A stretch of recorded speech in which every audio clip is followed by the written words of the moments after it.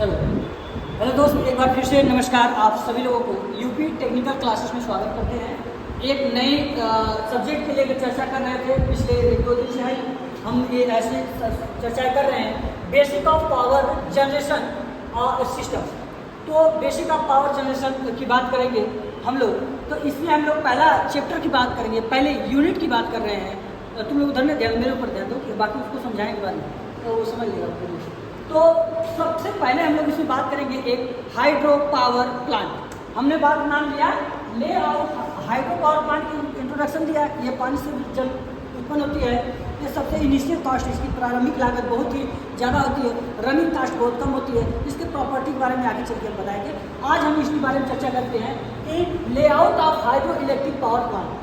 हमने इसका एक कंस्ट्रक्शन देखा कि एक हाइड्रो पावर प्लांट अगर आपको बैठाना हो आपके घर पे, तो आपको क्या क्या ज़रूरत होनी चाहिए। तो चलिए, वीडियो अगर लंबा जा रहा होगा मेरे दोस्त, तो इसको लास्ट तक देखिएगा, बहुत कुछ आपको सीखने के लिए मिलेगा।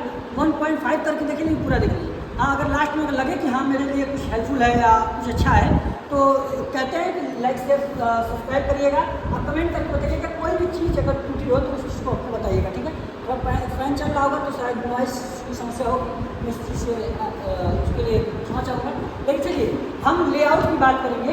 तो लेआउट कुछ इस तरीके से हम आपको बनाए हैं। पहला एक डैम होना चाहिए। डैम मतलब समझते हैं? डैम क्या होता है?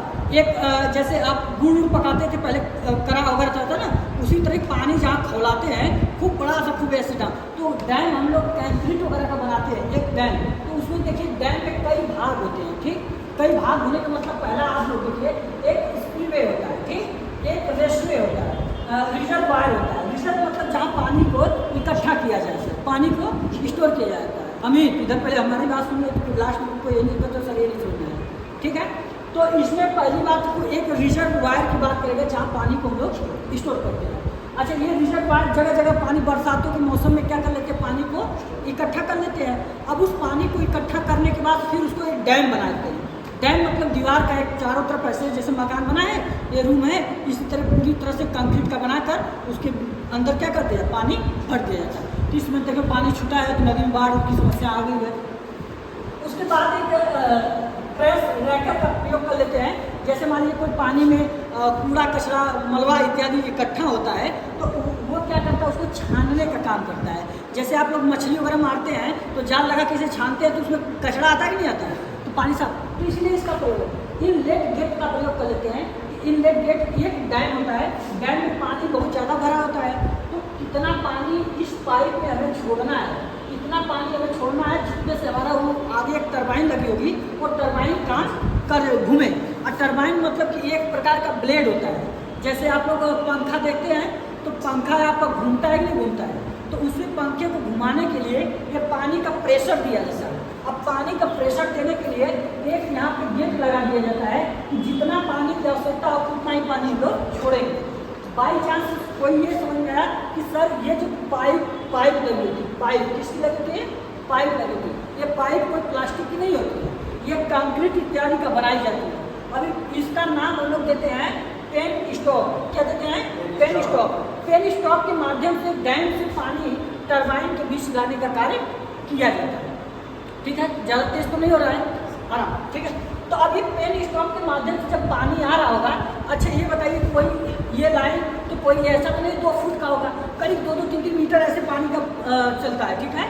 तो अभी पानी जब जा रहा होगा ना, तो पाइप में पानी जब चलेगा, कोई भी चाहे आपका घर मकान कहीं भी होगा, अगर इसी में पानी पूरा भर दिया जाए तो उस पर कुछ लोड होगा कि नहीं होगा ना, तो उस लोड को सहन कर पाए ऐसा नहीं हो पाता। तो बीच बीच में आप कोई एक सपोर्ट लगाते हैं, ठीक, उसी को प्रेशर टनल या तो प्रेशर का नाम देते हैं। तो ये बीच बीच में हमने क्या लगाया, पिलर लगा दिया इसके। ये पाइप मान लीजिए पाइप जा रही है, अब इसको पूरा ऐसे लंबी लगा दो तो बीच में लग जाएगी ना पानी, कहीं ज़्यादा होगा। तो इसको रोकने के लिए हम लोग क्या किए हैं, जगह जगह इसको सपोर्ट कर दिए हैं। जैसे मान लीजिए आपके घर बीम की ढलैया होती है ऐसी लंबी, तो उसके बीच बीच में कुछ ऐसे लगा देते हैं ना, छत की ढलैया होती है, उसी प्रकार से लगा देते हैं ताकि ये पानी अगर चले तो दबे, लेकिन तो कुछ उसके असर न हो पाए, ठीक। इतनी बात तो आपको समझ में आना चाहिए।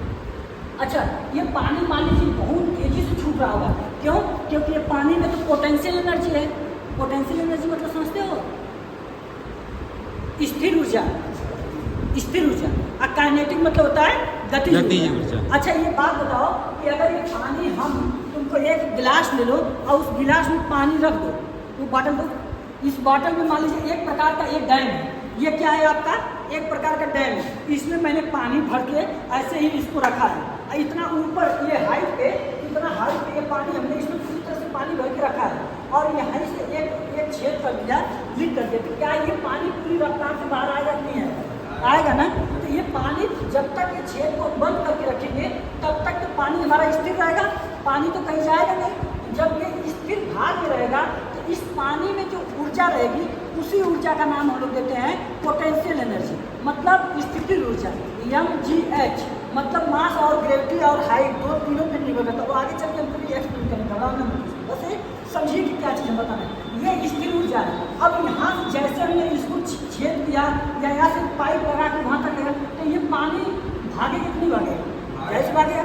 अब ये पानी जब भागने लगेगा तो पानी यहाँ से यहाँ तक गति करेगा, उसी गति जो कर रहा है उसको हम लोग बोलेंगे काइनेटिक एनर्जी, मतलब वो गतिज ऊर्जा। अब ये गतिज ऊर्जा क्या करेगा, मान लीजिए ये बॉटल है, अब इसके ऊपर से पानी जब ये आ रहा है बहुत प्रेशर से, जब पानी बहुत प्रेशर से आएगा तो ये दीवार को नहीं है ना, अब ये पानी जब लगेगा तो एक झटके से उधर जाएगा कि नहीं जाएगा? अच्छा मान लीजिए कोई पानी आप दीवार पे ऐसे पूरे फोर्स मार रहे हैं और फोर्स मारेगा तो पानी को छटके तो आपके ऊपर आएगा कि नहीं आएगा? तो ये पानी जब झटका मारेगा तो जो पेन स्टॉक होगा, जो पाइप होगी उसमें कुछ कंपन होगा कि नहीं होगा? उसी कंपन को रोकने के लिए ये सर्ज टैंक बनाया जाता है। क्या बनाया जाता है? Surge tank. अब इस सर्ज टैंक क्या काम होता है, जैसे पानी को कम बेसी करना है तो इस सर्ज टैंक में हम लोग क्या कर लेते हैं, पानी को स्टोर कर लेता है ताकि वो जो पाइप होती है, जो हमिंग होता है वो चीज़ कम हो जाता है। समझ में आया? अब इनलेट वाल्व होता है, जितना हमें मतलब जितना स्पीड को कम बेसी करना है, जो टरबाइन घूमने की कम बेसी करना है, इसको कम बेसी करना है तो इसी को आगे पीछे करते रहेंगे, ये पानी कम बेसी इसमें जाता रहता है। ठीक है। और ये टरबाइन है, टरबाइन जब रोटेट करेगा घूमेगा ये मैकेनिकल ऊर्जा दे देगा। अब यहाँ पे हम कह सकते हैं कि यहाँ पोटेंशियल एनर्जी जो आपका पी पोटेंशियल एनर्जी कन्वर्ट हुआ ये आपका काइनेटिक एनर्जी में, और काइनेटिक एनर्जी कन्वर्ट हुआ मैकेनिकल एनर्जी में। मैकेनिकल एनर्जी, अब मैकेनिकल एनर्जी किसमें कन्वर्ट हो गया? Electrical energy. अब इलेक्ट्रिकल मैकेनिकल एनर्जी को इलेक्ट्रिकल एनर्जी में, अब यहाँ से जब इसको हमने रोटेट कराया, अब एक टरबाइन हम बात बताएंगे टरबाइन कितने प्रकार की होती है, फ्रांसिस टरबाइन होता है, ब्रेगडन टरबाइन होता है, व्हील टरबाइन होती है, ये सब टरबाइन के बारे में हम आपको बताएंगे क्या है। अब ये क्या किया, जनरेटर के शाफ्ट से जुड़ गया। अब जनरेटर के शाफ्ट को अगर घर में जनरेटर लगाते शादी विवाह में तो घूमता है कि नहीं घूमता? जब घूमता है तो उससे बिजली बनती है ना, तो ये भी जनरेटर हमारा घुमाया और जनरेटर घुमाया तो एक बिजली बनी। अब वो जो बिजली है उसको हम ऐसे भेज नहीं देंगे, उसको एक कंट्रोल रूम बनाएंगे, उस कंट्रोल रूम के पास लेकर जाएंगे, वहाँ से फिर हमने ट्रांसफार्मर लगाकर ट्रांसफार्मर के माध्यम से फिर हम लोग किसको दे देंगे, इसको एक टावर को दे देंगे, टावर से लोग फिर ट्रांसमिट करेंगे, बिजली जाने लगेगी। और जो यहाँ का जो पानी बचेगा उसको क्या करेंगे, जब ये पानी जब यहाँ का टरबाइन से घूमेगा, ये पानी आएगा टरबाइन को घुमा देगी ना, तो पानी तो कहीं ना कहीं गिर के नीचे आएगा ना, तो जब ये पानी गिर कर आएगा तो यहाँ एक हमने ड्रॉप ट्यूब का प्रयोग किया। अब उस ड्रॉप ट्यूब के माध्यम से टेल रेस मतलब वो कहता है कि नदी इत्यादि में तालाब वालाब में हम लोग क्या करते हैं, इसी पानी को छोड़ देते हैं और इस पानी का कार्य हम लोग सिंचाई इत्यादि में कर देते हैं। तो ये चीज़ एक प्रकार का आपको कंस्ट्रक्शन हमने बनाया था कि हाइड्रो पावर प्लांट को बनाने के दौरान कितने चीज़ों का इक्विपमेंट की ज़रूरत पड़ती है और इससे हम लोग क्या करते हैं, बिजली का उत्पादन कर पाते हैं। तो आपका जैसे 5 नंबर फिक्स है, ये 5 नंबर आप इतना मान लीजिए कि 5 नंबर में आना है, तो सबसे पहले आप लेआउट जब इसका ड्रॉ कर ले जाएंगे तो लेआउट ड्रॉ करने के बाद आप इसमें लिखिएगा, पहला आपका डैम होता है, रिजर्वायर होता है, स्पिलवे होता है, फोरवे होता है, ट्रैश रैक होता है, इनलेट गेट होता है, प्रेशर टनल होता है, फिर गेट होता है, फिर पेन स्टॉक होता है, फिर सर्च टैंक होता है, फिर इसमें इनलेट वाल्व होता है, ड्रॉप ट्यूब होता है, टेल रेस होता है, एक टरबाइन होती है, फिर जनरेटर होता है, फिर कंट्रोल रूम होता है, फिर टावर होता है। ये 17 पॉइंट आपके दिमाग में पूरी तरह से छपा होना चाहिए। ठीक है, ऐसा नहीं कि ये चीज़ बनाएंगे। हाँ हाँ हाँ, ये भी कर सकते हैं। जैसे मान लीजिए पानी आपका अच्छा क्वेश्चन था, इस तरह पानी आया तो फिर मतलब इसको सिंचाई के रूप में तो दे ही देते हैं, तो क्या इसका पानी फिर हम वही डैम में नहीं प्रयोग कर सकते हैं? यही आपका प्रश्न है। अच्छा, ये टेरेस इसीलिए लगाया जाता है कि कुछ पाइप के माध्यम से कुछ पानी हम लोग इसमें यूज कर लेते हैं, समझ आया? अगर कोई पानी वहाँ से यहाँ तक आया तो उसमें कुछ फ्रैक्शन इत्यादि होने में पानी भी तो वेस्ट हो जाता है, तो इसलिए उसका पानी जहाँ तक यूज होता है वो सब दे देते हैं। ज़्यादा कमी पड़ने के बाद वहाँ से पानी उठा के फिर हम लोग लेके आने में है इसको दिक्कत होगा, क्योंकि तो लंबी दूरी हो जाती है, इसलिए उसको फिर छोड़ दिया जाता है और फिर भी वो कहीं ना कहीं इकट्ठा होता है, रिजर्वायर में होता है, फिर वहाँ से पानी उठा कर हम लोग यहाँ पे लेकर आते हैं। तो आई होप कि ये हमने लेआउट जो कि पावर हाइड्रो पावर प्लांट के बारे में बताया, ये मत सोचिएगा कि ये बस इतना ही है, क्योंकि अभी तो हम इसके बारे में कहानी स्टार्ट किए हैं, अभी इसके बारे में लिखाएंगे, आपको एक एक बारे में समझाएंगे इस चीज़ को। तब इस चीज़ को हमेशा जानिएगा कि यहाँ से हम लोग का एक जर्नी है। लेकिन मैं 100% 101% की मैं गारंटी लेकर कहता हूँ कि आपका कहीं ना कहीं 5 नंबर में फिक्स है कि यही 5 नंबर में क्वेश्चन आएगा। अब पहले पेपर उठा कर देखेंगे तो पहला क्वेश्चन आपका यही रहेगा कि हाइड्रो पावर प्लांट के बारे में क्या है, हाइड्रो पावर प्लांट का लेआउट बनाइए, हाइड्रो पावर प्लांट की व्याख्या कीजिए, यही क्वेश्चन आपको मिलेगा। इतनी बात ईमानदारी करिए, अपने कॉपी में इस चीज़ को बनाइए और इस चीज़ को करिए कि यहाँ से आप लोग एक एक चीज़, अभी तो आप लोग को ये समझ में आया होगा कि हाइड्रो पावर प्लांट में चलेगा क्या। अभी तो ये चीज़ हमारे कहने का मतलब कि ये अपनी कॉपी पे 1 से 2 बार आप इसको बनाइएगा, और जब बना ले जाएंगे तो ये चीज़ जिस दिन आपके दिमाग में पूरी तरह से फिट होगा, इसको रखने की कोई ज़रूरत नहीं है, इसको याद करने की कोई ज़रूरत नहीं है। मैं कहता हूँ इसको याद ही मत करिएगा, सिर्फ आप इस फंडे को अपने कॉपी पे 2 से 3 बार इसको बनाइएगा, देख कर बनाइएगा। फिर आप जिस दिन इसको दिमाग में फिट कर ले जाएंगे, डैम होगा, डैम के बाद एक पेन स्टॉक लगाएंगे, गेट लगाएंगे, कुछ नहीं 2 दिन बाद ही ऑटोमेटिक कहेंगे सर ये तो मुझे याद हो गया। आप बताइए, आज धीरे धीरे नामांकन करेंगे, वही नामांकन देख के मैंने भी उतारा है, अभी उतार देंगे कि सर ये चीज़ होता है। समझ आया इस बात को? तो ये 5 नंबर आपको क्लियर हो पाया।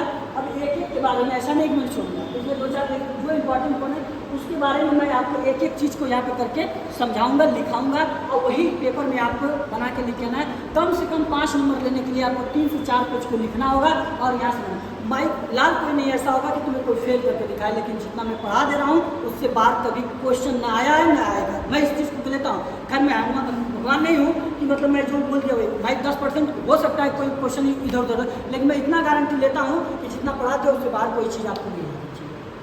समझ आया? तो इस बात को सभी लोग एग्री करेंगे। आई होप कि ये वीडियो मेरा मकसद था, बार बार मैं कहता हूँ कि ये मेरा मकसद ये नहीं है कि मेरा 10,000 लोग देखें, 100 लोग, 10 लोग, 5 लोग, 20 लोग देखें, वही देखें जो लड़के इस काम के हो, ठीक है? और बाकी आपको अच्छा लगेगा तो ये अपना वीडियो शेयर करिएगा जो लोग नहीं आ पा रहे हैं उनके लिए, कि ताकि ये बात हमें फिर इसी चीज़ को मेहनत न करें, क्योंकि ये क्लास 1.5 घंटा 2 घंटे का 1-1.5 घंटे का लगातार चलता है, 1-1 घंटे का, तो उसमें फिर 1 घंटे किसी बच्चे को समझाना अच्छा नहीं है। उससे अच्छा कि आप वीडियो एक बार देख कर आइए ताकि फिर उससे आपको समझ में आए। चलिए इसी के साथ मैं अपनी वीडियो को समाप्त करता हूँ। बाकी जैसा लगेगा आप कमेंट जरूर करिएगा, लाइक शेयर करना ना भूलिएगा। जय हिंद।